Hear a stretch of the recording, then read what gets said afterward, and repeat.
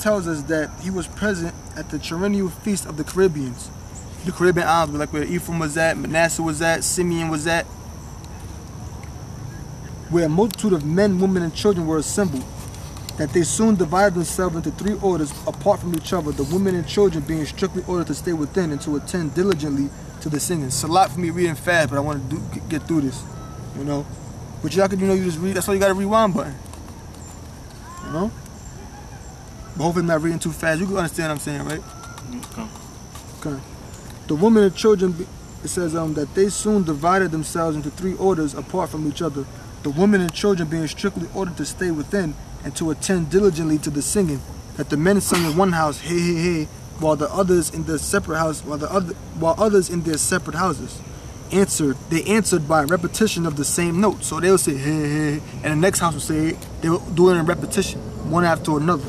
Like when you do reps, workout, you do 10 reps of, you know, the 100 bench press. You know, that's repetitions. You do repetitions. So you can continually keep going, keep doing it. While the others in their separate houses answered by repetition of the same notes, that having thus continued a quarter of an hour, they all danced. The quarter of an hour is 15 minutes. It goes into 60 minutes 4 times, it's a quarter. They all danced in 3 different rings, each with rattles, etc. And the natives of Sir Francis Drake's New Albion were desirous of crowning him here, or Ohio, a name well known in North America, and has an evident relation to the great beloved name. So that's what they thought that they were saying. They wasn't saying here or Ohio.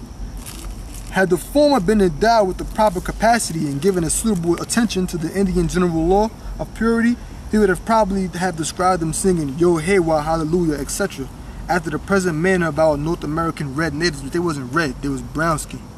But they was singing out there in Mexico. They was singing the same name, singing on the same name, Shalakia, as Native American Indians were in North America, because they were the same people. Yep. And as giving proper names to persons and things from a religious principle to express the relation they bore to the sacred 4-letter name. 4-letter name, was that's what they call the Tetragrammaton, the YHWH.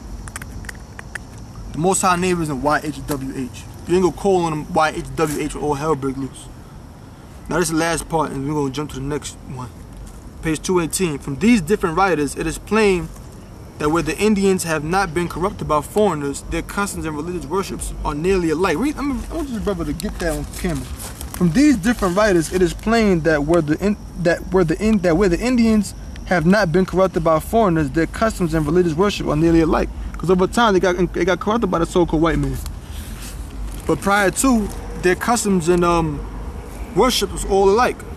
And also that every different tribe or nation of Indians uses such like divine proper names. So all the different tribes of Indians use the same name. And awful sounds as Yahweh, Hitova, etc. being transpositions of the divine essential name, as our northern Indians often repeat in their religious dances. As the sound of Yahweh jarred in Loudon's ear, he called it Java, in resemblance to the Syriac and Greek method of expressing the Tetragrammaton, from which Galatinus imposed it upon us, calling it Jehovah instead of Yohewa. So they showed it, know that the name was Yohewa, or Yahweh, but they were saying Yohewa. So with that, we're going to say shalom, and we're going to close, and we're going to see you in the next round, Lord willing. Shalom.